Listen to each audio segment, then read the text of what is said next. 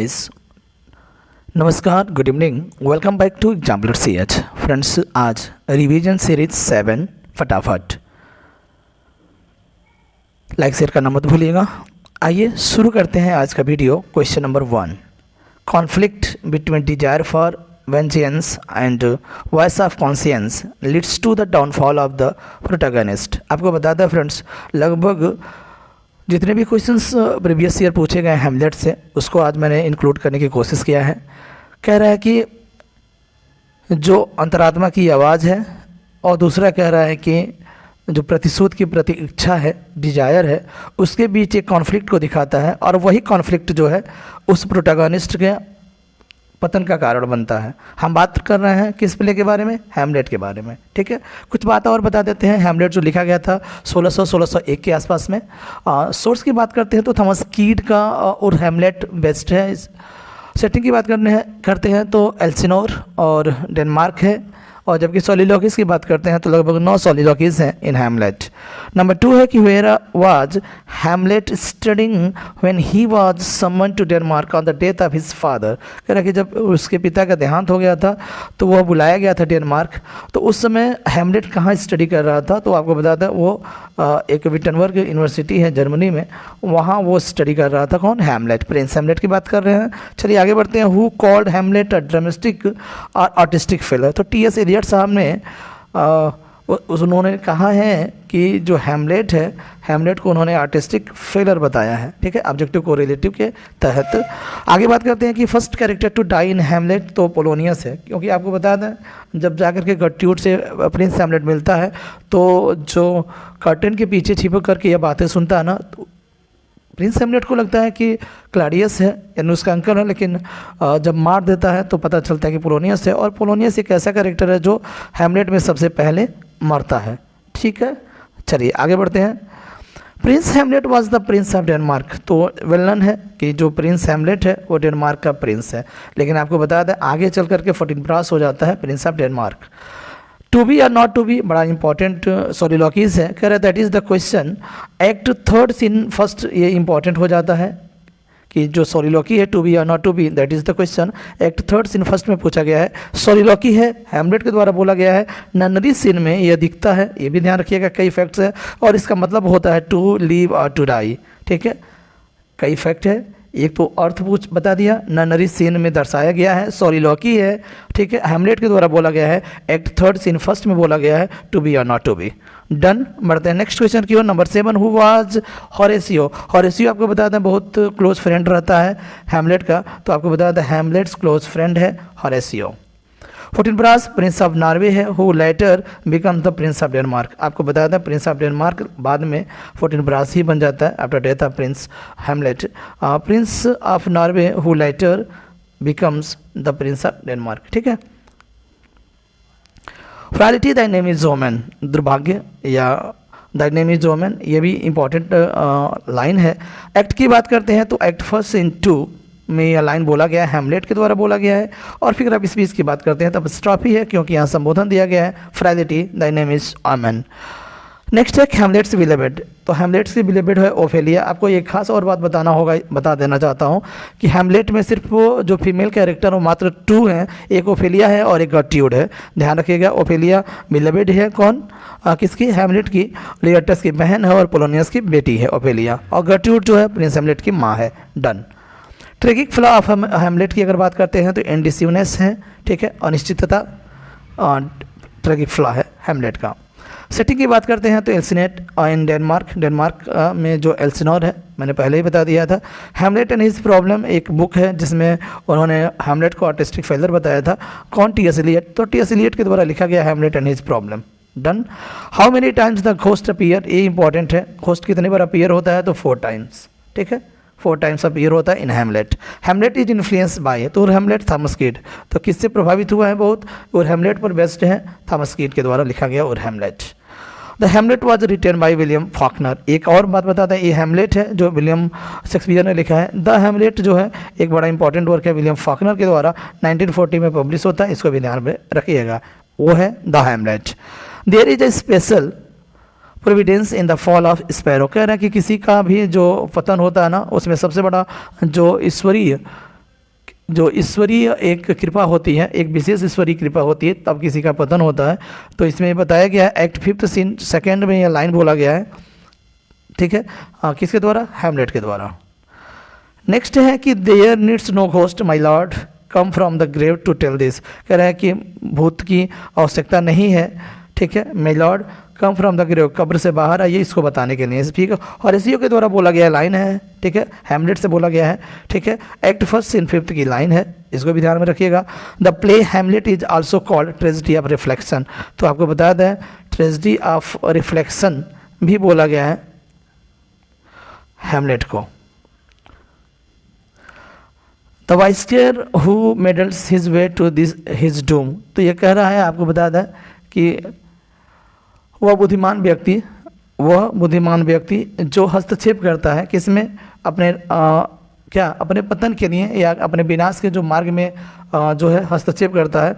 इस तरह की लाइन है, हैमलेट के द्वारा ये बोला गया लाइन है, इसको भी ध्यान में रखिएगा। The wiseacre who meddles his way to his doom. Doom मतलब होता है निराशा या विनाश या पतन कह सकते हैं, जो अपने ही रास्ते में मेडल होता करता है, हस्तक्षेप करता है। नेक्स्ट है द रेस्ट इज साइलेंस, यानी बाकी जो भी है वो सब मौन है, साइलेंस है। ये अंतिम लाइन है, अगर बात करते हैं एक्ट 5 सीन 5 में, ये हैमलेट की अंतिम लाइन है, the rest is silence, Hamlet के द्वारा बोला गया है। नेक्स्ट बात करते हैं फ्रेंड, ये लगभग 21 क्वेश्चन जो था वो हैमलेट से संबंधित था। अब बात कर लेते हैं मिडसमर नाइट्स ड्रीम के बारे में। कह रहा है कि which man does Hermia's father want her to marry. कह रहा है कि किस व्यक्ति से हर्मिया के पिता जो यूजेयस हैं वो शादी करवाना चाहते थे, किसका? हर्मिया का। वो है डिमेट्रियस, ठीक है, डिमेट्रियस। बल्कि हर्मिया किससे प्यार करती थी? लिजेंडर से प्यार करती है। जबकि डिमेट्रियस के पीछे कौन पड़ी है? वो हेलेना पड़ी है। लेकिन जो यूजेयस हैं, हर्मिया के फादर हैं, वो डिमेट्रियस से चाह रहे हैं शादी करवाना हर्मिया का, लेकिन दोनों एक दूसरे से प्यार नहीं करते हैं। हर्मिया और लिजेंडर एक दूसरे से प्यार करते हैं। नेक्स्ट है कि अगर मिडसमर नाइट्स ड्रीम की बात करते हैं फ्रेंड्स, तो 1595-96 में लिखा गया था, इसको भी ध्यान में रखिएगा। चलिए आगे बढ़ते हैं। What part of her appearance does Hermia believe Helena has exploited to Lysander's love. तो कह रहा है कि इसमें हर्मिया किस बात को लेकर के विश्वास करती है कि हेलेना जो है लिजेंडर को प्यार पाने के लिए उसे एक्सप्लॉइटेड करेगी, शोषण करेगी की है, तो उसकी हाइट को लेकर के यह बातें सोच रही है कौन? हर्मिया। नेक्स्ट है what does Oberon want that Titania refuses to give him. इसमें कह रहा है कि ओबेरॉन जो है क्या चाहता है जो बार बार टाइटेनिया मना कर दे रही है। तो हर अटेंडेंट जो एक इंडियन प्रिंस रहता है उसको देने से मना कर देती है। वाई डज, अब इसमें आपको बता दें टाइटेनिया और जो ओबेरॉन है वो क्वीन एंड किंग है। ओबेरॉन जो है किंग है, टाइटेनिया क्वीन है फेरीज का in Midsummer Night's Dream. Why does Pyramus in the Craftsman play kill himself? कह रहा है कि इसमें पायरेमस जो है अपने आप को क्यों मार डालता है। तो कह रहा है कि पायरेमस believes Thisbe has been killed by a lion because he finds her tattered garment at their meeting place. Friends आपको बता दें, एक खास बात आपको मैं बता देना चाहता हूँ। पायरेमस एंड थिस्बे और प्ले विद इन प्ले है मिडसमर नाइट ड्रीम में, और हैमलेट में भी आपको पता ही है जो मॉस्ट्रेक है ना, वो मस्ट्रैप जो है हैमलेट में भी एक प्ले विद इन प्ले है। तो इन दोनों को एक साथ मैंने आज रखने की कोशिश किया है क्योंकि दोनों में प्ले विद इन प्ले है, इसको ध्यान में रखिएगा। मिडसमर नाइट ड्रीम में पायरेमस एंड थिस्बे और मर्डर ऑफ गैंजगो जो है उसमें आपको दिखाई देगा हैमलेट में। एक चीज़ अब इसमें कह रहा है कि पायरेमस क्यों अपने आप को मार डालता है। तो कह रहा है कि पायरेमस को विश्वास हो जाता है जो थिस्बे होती है वो एक शेर के द्वारा मार दी गई है, क्योंकि वह उसके फटे हुए गारमेंट्स को पा जाता है मीटिंग प्लेस पर, इसलिए वो अपने आप को थोड़ा सा आपको बता दें इस पायरेमस और थिस्बे का जो प्ले है ना वो मिलता जुलता है रोमियो एंड जूलियट से, इसको भी ध्यान में रखिएगा। चलिए आगे बढ़ते हैं। Who brings the complaint against Hermia to Theseus is in act first. तो कह रहा है कि कौन शिकायत लाता है हर्मिया के अगेंस्ट थिसियस के पास, वो यूजेयस है। यूजेयस जो आपको बताया है मैंने हर्मिया के पिता हैं। नंबर नेक्स्ट है कि ऑफ हुम इज हिपोलिटा द क्वीन। तो कहाँ की रानी है हिपोलिटा। तो हिपोलिटा जो है द अमेजन्स की रानी है, क्वीन है, इसको ध्यान रखिएगा। नेक्स्ट है कि how does Puck prevent Demetrius and Lysander from fighting. कह रहा है कि पक किस तरह का कैसे रोकता है डिमेट्रियस और लिजेंडर के बीच युद्ध को।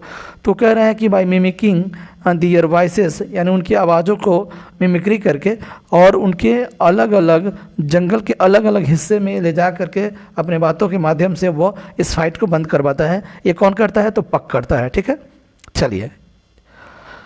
Which of the women is afraid of fighting, तो कौन जो औरत है इसमें वो डरती है फाइटिंग से? वो है हेलेना। हेलेना जो है डेमेट्रियस के पीछे पड़ी हुई है, जबकि हर्मिया जो है लिजेंडर से प्यार करती है in Midsummer Night's Dream. Whom does Demetrius love at the end of the play, तो कह रहा है कि प्ले के अंत में डिमेट्रियस से कौन प्यार करता है? तो वो हेलेना ही है, क्योंकि हेलेना ही उसके पीछे पड़ी हुई थी finally. With home does titania fall in love in act third, act third में टाइटेनिया जो फेरी ऑफ क्वीन ऑफ फेरी है टाइटेनिया, किसके प्यार में पड़ जाती है? तो वो बॉटम, ठीक है, एक वीवर है, ठीक है, उसके प्यार में पड़ जाती है।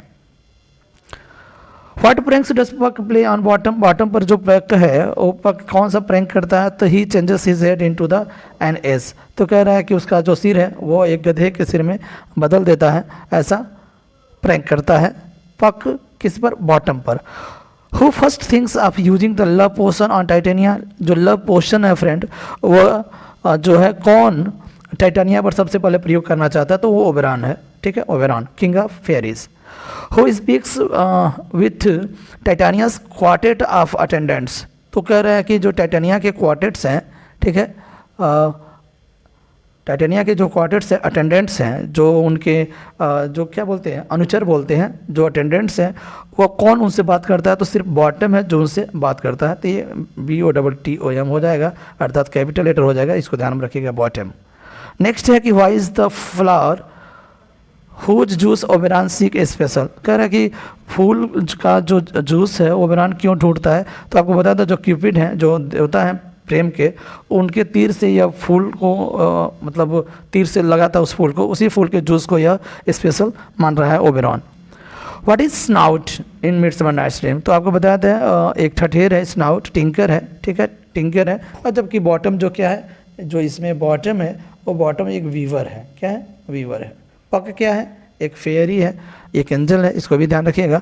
Identify the speaker, tie up my loves tongue bring him silently, कह रहा है कि टाई अप माई लव्स टंग, यानी मेरे प्रेम की जो जीभ है ना उसके बांध दो और उसे साइलेंटली ले आओ, ऐसा टाइटेनिया के द्वारा बोला गया है in Midsummer Night's Dream. Whom does Cymbeline, अब सिम्बलिन की थोड़ा सा बात कर लेते हैं। Whom does Cymbeline want his daughter Imogen to marry, जिस प्रकार से यूजेयस जो है हर्मिया की शादी डिमेट्रियस से करवाता है, उसी तरह से सिम्बलिन जो है अपनी बेटी इमोजन की शादी किससे करवाना चाहता है? क्लोटिन से करवाना चाहता है। हम बात कर रहे हैं सिम्बलिन का, जो 1608 के आसपास में लिखा गया था भाई William Shakespeare. While in disguise Imogen takes what name, तो जब वह अपना रूप बदलती है तो कौन सा नाम धारण करती है? तो फिडेल, फिडेल नाम धारण करती है। कौन? इमोजन। ठीक है, इमोजन जो हीरोइन है सिम्बलिन की, इसको ध्यान में रखिएगा। हर्मियोन जो है विंटरस्टेल की हीरोइन है, इसको ध्यान रखिएगा। Shakespeare's acted in Ben Jonson's every man is humour and Sejanus his fall, तो बेन जॉनसन के दो प्ले में शेक्सपियर ने एक्ट किया है। ठीक है, एक है तो every man is humour and Sejanus his fall, दो वर्क हैं जिसमें शेक्सपियर ने काम किया है। अब बात करते हैं, ये 40 क्वेश्चन लगभग शेक्सपियर से संबंधित थे।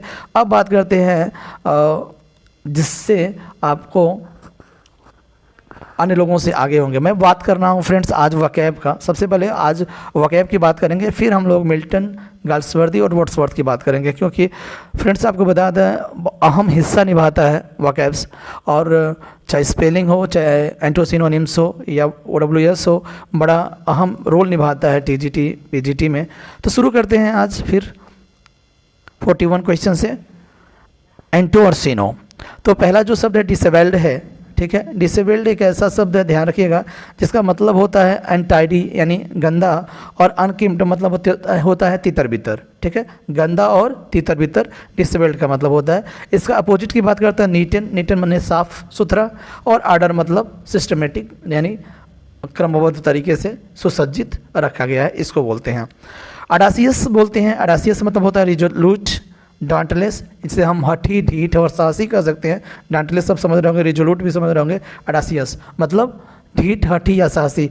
अगर हम बात करते हैं अपोजिट का तो माइल्ड और मॉडेस्ट हो जाएगा, जिसे सौम्य और विनम्र कह सकते हैं, विनम्र बोल सकते हैं, ठीक है, या सौम्य कह सकते हैं, ठीक है, सौम्य। अपोजिट की बात करते हैं। प्रीपोंड्रेंस की बात करते हैं फ्रेंड्स। प्रीपोंड्रेंस जो होता है 43 की अगर बात करते हैं तो इसका सिनोनिम है डोमिनेंस और एविडेंस। डोमिनेंस और एविडेंस का मतलब प्रचुरता समझ लीजिएगा, प्रचुरता या अधिकता हो जाएगा, ठीक है, अधिकता। और स्कार्सिटी और डर्थ का मतलब, स्कार्सिटी माने होता है कमी, यानी किसी चीज़ की कमी होना, और डर्थ का मतलब अकाल होना, ठीक है, किसी चीज़ का अकाल होना। तो अपोजिट ध्यान में रखिएगा, एक है स्कार्सिटी और डर्थ जो है कमी या अकाल, और डोमिनेंस और एविडेंस का मतलब होता है प्रचुरता या अधिकता, ठीक है। और एक शब्द मैंने जिसको बोला था प्रीपोंड्रेंस। डन। बढ़ते हैं नेक्स्ट क्वेश्चन की ओर। फोर्टिट्यूड। फोर्टिट्यूड का मतलब होता है डिटर्मिनेशन, करेज। इसका मतलब भी आपको बताता है साहस है, ठीक है, दृढ़ निश्चयी है। और इसका जो हो जाएगा, अगर आप एंटो में जाएंगे तो कवर्डाइस हो जाएगा, डरपोक। और फंक मने भी कायर होता है, फंक मने भी कायर होता है, और कवर्डाइस मने भी डरपोक होता है। तो और करेजियस मने साहसी, डिटर्मिनेशन का मतलब भी निश्चित दृढ़ निश्चयी कह सकते हैं। फोर्टिट्यूड का मतलब भी दृढ़ निश्चयी होगा, करेजियस होगा। आगे बढ़ते हैं। प्रोग्नोसिस का मतलब होता है फॉरकास्ट। फॉरकास्ट मैंने भविष्यवाणी करना, ठीक है, गेस अनुमान लगाना। और ये कह रहे हैं कि ये गेस मैंने अनुमान लगाना, फॉरकास्ट मैंने भविष्यवाणी करना, प्रेडिक्शन भी हो जाएगा। और इसका अपोजिट जो हो जाएगा फैक्ट और रियलिटी हो जाएगा। जो ऑथेंटिक होता है फैक्ट, रियलिटी इसका अपोजिट हो जाएगा, ठीक। अब चलते हैं ऑब्स्ट्रीपेरस। ऑब्स्ट्रीपेरस का मतलब टर्बुलेंट नॉजी, यानी इसका मतलब आपको बता दें, टर्बुलेंट का मतलब आप लिख सकते हैं उपद्रवी हो जाएगा, ठीक है। नॉइजी माने शोरगुल हो जाएगा, शोरगुल। अपोजिट की बात कर लेते हैं तो ट्रांसक्युल और पीस दोनों सेम चीज़ है, जिसको हम शांति कहते हैं, ठीक है। तो शोरगुल और उपद्रवी का अपोजिट क्या हो जाएगा, शांति हो जाएगा। चलिए आगे बढ़ते हैं। रिम्यूनरेशन। रिम्यूनरेशन जो शब्द है बड़ा इंपॉर्टेंट शब्द है, जिसका मतलब पेमेंट और वेज है, मजदूरी कह सकते हैं, ठीक है, वेतन, मजदूरी कह सकते हैं, पेमेंट कह सकते हैं, रिम्यूनरेशन। और इस डैमेज मतलब होता है क्षति या क्या नुकसान पहुंचाना, डैमेज। और डिप्रीवेशन, इसको हम क्या बोलते हैं, नुकसान या क्षति पहुंचाना। और रिम्यूनरेशन का सिनोनिम जो हो जाएगा वो पेमेंट और वेजेस हो जाएगा। इनक्विस्टस का मतलब हो जाता है अनफेयर, अनजस्ट, जिसे हम अन्याय कह सकते हैं, ठीक है, अन्याय कह सकते हैं, ठीक, अनजस्ट और अनफेयर। और इसका अपोजिट हो जाएगा जस्टिस। जस्टिस माने न्यायपूर्ण, न्याय, न्यायपूर्ण। और फेयर माने सही तरीका, ठीक है। तो ध्यान रखिएगा इसको भी। एक है वेलेडिक्शन। वेलेडिक्शन का मतलब होता है विदाई समारोह, ठीक है, एक दूसरे से अलग होना, विदाई, पार्टिंग होना। और इसका मतलब मिलना, हेलो, ग्रीटिंग। इसका हो जाएगा क्या, वेलेडिक्शन का अपोजिट हेलो और ग्रीटिंग। जब हम एक दूसरे से मिलते हैं तो ग्रीटिंग हेलो होता है, और जब एक दूसरे से अलग होते हैं, विदाई का बात आता है, तो पार्टिंग और ब्रेक की बात होता है। कॉर्पोरेट की बात कर लेते हैं। तो कॉर्पोरेट मतलब होता है ऑथेंटिक, कन्फर्म, ठीक है, कॉर्पोरेट यानी सही, सब कुछ सच्चा, सही। और इसका जो अपोजिट हो जाएगा वो है इनवैलिडेट, ठीक है, अवैध जिसे कह सकते हैं। और डिस्क्लेम का मतलब भी अवैध ही होता है, इसको भी ध्यान में रखिएगा, ठीक है।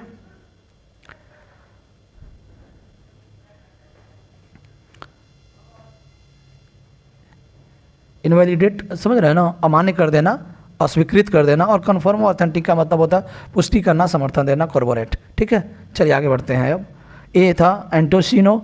अब चलते हैं इडियम एंड फ्रेजेस के बारे में, क्योंकि अभी इंपॉर्टेंट है। कह रहे कि एसिल्स हिल, इसको मैंने रिपीट कर दिया है, इसके पहले मैंने पढ़ाया हुआ है। एसिल्स हिल्स का मतलब होता है वीकनेस, वीकनेस का मतलब होता है कमजोरी, ठीक है, कमजोरी। क्या एसिल्स हिल, कमजोरी, weakness. Chicken feed, chicken feed माने वेरी लिटिल मनी, यानी बहुत कम पैसे होना, चिकन फीड कहलाता है। नेक्स्ट है cock and dagger. Cloak and dagger है। क्लॉक एंड डेगर का मतलब होता है मिस्टीरियस, रहस्यात्मक, cloak and dagger. Laughing stock, ये आइन ऑब्जेक्ट ऑफ रेडिकोल, हंसी मजाक का एक वस्तु को हम लाफिंग स्टॉक के नाम से जान सकते हैं। In hot water, in trouble, यानी इन हॉट वाटर का मतलब होगा परेशानी में होना, कठिनाई में होना। अ ग्रे एरिया, इसका मतलब होता है अनक्लियर सिचुएशन, जो असाफ सुथरा सिचुएशन ना हो, अनक्लियर सिचुएशन को हम ग्रे एरिया बोलते हैं। अब बोल्ट फ्रॉम द ब्लू बड़ा इंपॉर्टेंट इडियम से ध्यान रखिएगा। बोल्ट फ्रॉम द ब्लू इसका मतलब है समथिंग दैट हैपन सडनली, अचानक कुछ हो जाना, यानी जिसको हम आसानी से वज्रपात कह सकते हैं, वज्रपात होना जिसे हम कहते हैं bolt from the blue. Full of beans का मतलब full of energy, full of beans का मतलब फुल ऑफ एनर्जी होता है, यानी ऊर्जा से परिपूर्ण। गो बोंकर्स, गो बोंकर्स का मतलब बिकम क्रेजी, इसको भी ध्यान में रखिएगा, यानी पागल होना गो बोंकर्स कहलाता है। सी आई टू आई इसका मतलब एग्री हो जाएगा, ये भी इडियम था, ध्यान रखिएगा। अब बढ़ते हैं OWS की तरफ। आज का OWS जरूर देखिएगा फ्रेंड्स। आपको बता दूं OWS सबसे शानदार मैंने चूज करके लाया है आपके समक्ष, शायद आप न देखे हों। कह रहा है कि something which brings bad luck is called, यानी कुछ ऐसा चीज़ जो बुरे भाग्य को दिखाए उसे हम जिंक्स कहते हैं। और जिंक्स का मतलब मनहूस होता है। क्या होता है? मनहूस। नहीं कहते हैं कि ऐसे मनहूस शक्ल मैंने देख लिया, ऐसा ऐसा हो गया, तो वो बैड लक जो लाता है वो मनहूस कहलाता है। A gentle song sung to put a child to sleep, इसे आप लुल्लाबी बोलते हैं, जिसे हम लोग लोरी कहते हैं। माएँ गाती हैं ना बच्चों को सुलाने के वास्ते, तो लोरी बोलते हैं, lullaby. A short rest sleep taken after lunch, lunch के बाद छोटा सा जो निद्रा होता है, स्लीप जो लेते हैं ना, उसे सिस्टा कहते हैं। और सिस्टा का मतलब अल्प निद्रा बोलते हैं। दोपहर के भोजन के बाद जो झपकी आता है ना, उसी को सिस्टा कहते हैं। सॉफ्ट इनर पार्ट ऑफ ए नट और फ्रूट, किसी फल का या किसी अखरोट के अंदर वाला जो भाग होता है जिसे हम कर्नेल कहते हैं, और जिसका मतलब हम गूदा कह सकते हैं, गूदा। Using high sounding words but with little meaning, कह रहा है कि हाई साउंडिंग वर्ड्स यानी भारी भरकम आवाज़ को कहना, लेकिन उसका जो मतलब है बिल्कुल कम हो, उसे बोम्बास्टिक कहते हैं। क्या कहते हैं? बोम्बास्टिक कहते हैं, यानी आडंबरपुर कह सकते हैं, इसको ध्यान में रखिएगा। To gives one authority to another, अपनी अथॉरिटी को यानी अपने अधिकार को किसी को सौंपना डेलीगेट कहलाता है, ठीक है, जिसे हम प्रतिनिधि कह सकते हैं। Special words and phrases used by a particular group of people, कह रहा है कि कुछ ऐसे शब्द होते हैं जो एक विशेष समुदाय के लोगों को क्या किए जाते हैं, प्रयोग किए जाते हैं, स्पेशली इन दियर वर्क, उनके काम को लेकर के, तो जार्गन बोलते हैं। क्या बोलते हैं? जार्गन बोलते हैं। और जार्गन का मतलब जो होता है शब्दशाला कह सकते हैं, शब्दशाला, ठीक है। शब्दशाला नहीं कहेंगे, शब्दजाल बोल लीजिए, शब्दजाल, शब्दजाल। Women who is the head of the family, एक महिला जो अपने परिवार की मुखिया हो उसे मैट्रियार्क बोलते हैं। क्या? मैट्रियार्क बोलते हैं। और मैट्रियार्क का मतलब होता है राजमाता या कुल माता, ठीक है, राजमाता या कुल माता, मैट्रियार्क।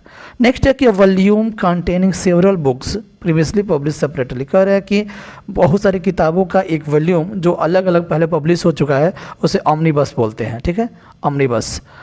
N entrance hall in building used by the public specially ये होटल और थिएटर, फायर बोलते हैं।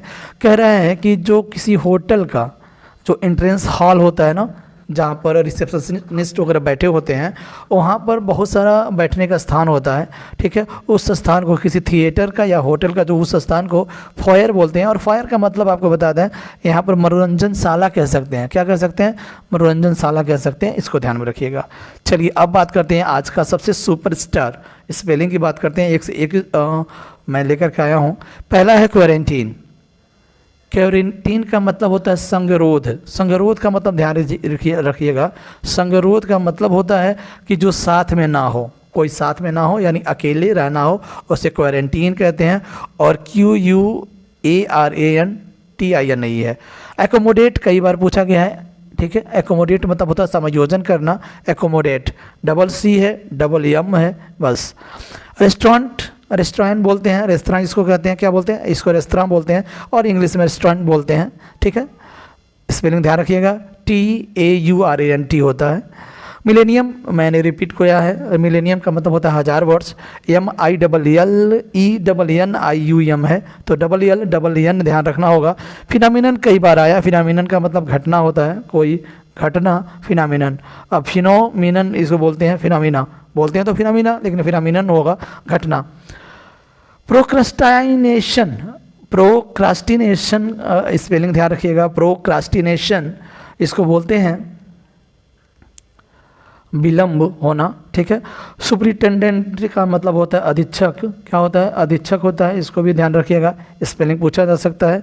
कॉलोनेल, कॉलोनेल का जो कर्नल होते हैं, ठीक है, कॉर्नेल का भी कभी कभी स्पेलिंग पूछा। लेफ्टिनेंट, लेफ्टिनेंट का भी, कॉलोनेल, कॉलोनेल और लेफ्टिनेंट का भी स्पेलिंग ध्यान में रखिएगा। सुपरिटेंडेंट आया है तो इसलिए मैं बता दे रहा हूँ। हॉलुसिनेशन, हॉलुसिनेशन का मतलब होता है मतिभ्रम, मतिभ्रम हो जाना, तो HALLUCINATION है। थर्मामीटर, थर्मोमीटर है, METER है, थर्मोमीटर। अनफ्लैपेबल का मतलब होता है अविचल, जिसको विचलित ना किया जा सके, अनफ्लैपेबल होता है। फ्लॉपी शब्द आया था 2021 में, ध्यान रखिएगा, फ्लॉपी का कई बार स्पेलिंग पूछने के लिए आया था, क्या होगा, तो ये अनफ्लैपेबल है, UNFLAPPABLE है, अनफ्लैपेबल, जिसे विचलित ना किया जा सके। चलिए आगे बढ़ते हैं, अब कुछ हिस्ट्री ऑफ इंग्लिश लिटरेचर की बात कर लेते हैं, उसके बाद हम TGT के राइटर्स की चर्चा करेंगे। Who among the following has been called by Spenser as the well of the English undefiled. कह रहे हैं कि जो क्या बोलते हैं, कुआं कह सकते हैं, इंग्लिश का एक ऐसा, इंग्लिश निर्जल, निर्मल कह सकते हैं, जो प्रदूषित ना हो, जो प्रदूषित ना हो, वैसे कुआं बोला गया है चासर को, स्पेंसर के द्वारा। द वेल ऑफ इंग्लिश अनडिफाइल्ड, यानी अंग्रेजी का जो निर्मल कुआं है, अंग्रेजी का निर्मल जो कुआं है, वह चासर साहब को बोला गया है स्पेंसर के द्वारा, ठीक है। इस फ्रेज को ध्यान में रखिएगा, the well of English undefiled. Secondary epic को हम लेजेंडरी एपिक बोला जाता है, इसको भी ध्यान में रखिएगा। The first English comedy Ralph Roister Roster, Ralph Roister Roster जो है निकोलस उडाल के द्वारा बोला गया है और लिखा गया था 1552 में, 53 में परफॉर्म किया गया है, इसको ध्यान में रखिएगा। डन। अ क्रिटिकल एक्सप्लेनेशन या interpretation of a text specially in scripture, Bible के जो टेक्स्ट होते हैं ना, उनका इंटरप्रिटेशन मतलब व्याख्यान या व्याख्या करना एक्सेजेसिस कहलाता है, और एक्सेजेसिस का मतलब व्याख्यान ही होता है, ध्यान रखिएगा।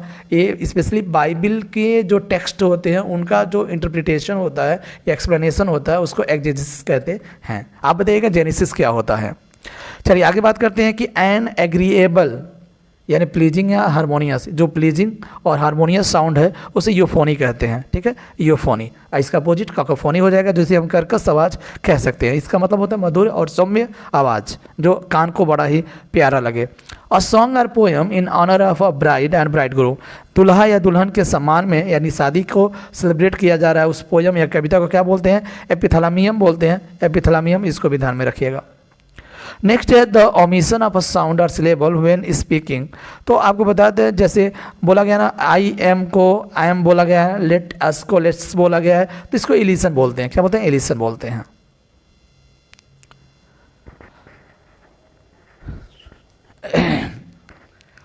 A forceful and bitter verbal attack against someone or something, किसी के प्रति, किसी लोग के प्रति, किसी व्यक्ति के प्रति जो वर्बल अटैक होता है उसे हम डायट्राइब बोलते हैं, जिसे हम निंदात्मक भाषण कह सकते हैं। हु रिगार्ड्स सेली is the perfect singing God, सेली को किसने बोला है परफेक्ट सिंगिंग गॉड, तो आपको बता दें एसी स्विनबर्न साहब ने बोला है सेली को प्रशंसा करते हुए। अब मॉक इपिक क्या होता है, तो एक long narrative poem on trifle issue, यानी तुच्छ विषय पर एक लॉन्ग नैरेटिव पोएम, जिसे हम मॉक इपिक बोलते हैं। मॉक इपिक के लिए अगर बात करते हैं तो अलेक्जेंडर पोप का है ना एक रिपब्लिक क्या द रेप ऑफ लॉक। चलिए आगे बढ़ते हैं। फ्रेंच रिवॉल्यूशन जो 1789 में हुआ था, is an extract of 40 lines from Wordsworth the prelude.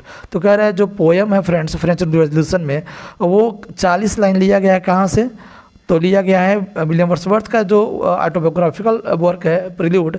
यानी आपको बता दें 105 से 144 तक जो लाइन है ना, लगभग 40 लाइन, वो प्रील्यूड से ही लिया गया। जो 40 लाइन है वही 40 लाइन किस में शामिल है, फ्रेंच रिवॉल्यूशन जो पोएम है वर्ड्सवर्थ के द्वारा उसमें शामिल है। Wordsworth recalls Chatterton and birds who died in despair, जो बड़ा ही निराशा में मरे, चाहे चैटरटन हो चाहे बर्ड्स हो, ये दोनों जो लोग हैं वो बड़ी याद करते हैं उनको किसमें, इन resolution and independence.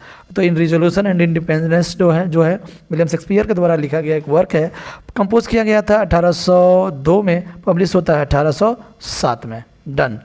Lyrical ballads begins with the Coleridge the rime of ancient mariner and ends with the words Tinto navy. तो लिरिकल बैलेट जो 1798 में आया था, पहला जो वर्क है कॉलरीज के द्वारा है जिसका नाम है rhyme of the ancient mariner, और जबकि अंत होता है 23वें पोएम से टिंटो नेवी से। इसको ध्यान में रखिएगा। इट केम आउट यानी 1798, 1800, 1802 और 1805। तो आपको बता दें 1797 में पहला एडिशन आया था, सेकेंड प्रीफेस ऐड हुआ था 1800 में, और 1802 में आपको बता दें प्रीफेस को ही एक्सपेंड किया गया था, नहीं पोएटिक डिक्शन ऐड हुआ था, और फाइनली 1805 में भी चौथा एडिशन आया था लिरिकल बैलेट का। The Rime of the Ancient Mariner, the Foster Mother's Tale, The Nightingale, A Conversational Poem and The Dungeons by Coleridge। तो कह रहा है कि ये 4 वर्क हैं, आपको बताया था 19 + 4 का चर्चा है इसमें, तो टोटल 23 पोएम हैं। जो लिरिकल बैलेट्स जो आया था 1798 में, उसमें 19 वर्ड्सवर्थ के द्वारा है, 4 जो है कॉलरीज के द्वारा है, और कॉलरीज के द्वारा जो है ये 4 वर्क मैंने एक पास रख दिया है। The rime of the ancient mariner, the foster mother's tale, the nightingale, a conversational poem and the dungeons by Coleridge। Done। बढ़ते नेक्स्ट क्वेश्चन की ओर। The excursion 1814 is Wordsworth poem in 9 books. कह रहा है कि द एक्सकर्सन जो है 1814 में पब्लिश होता है 9 बुक्स के साथ।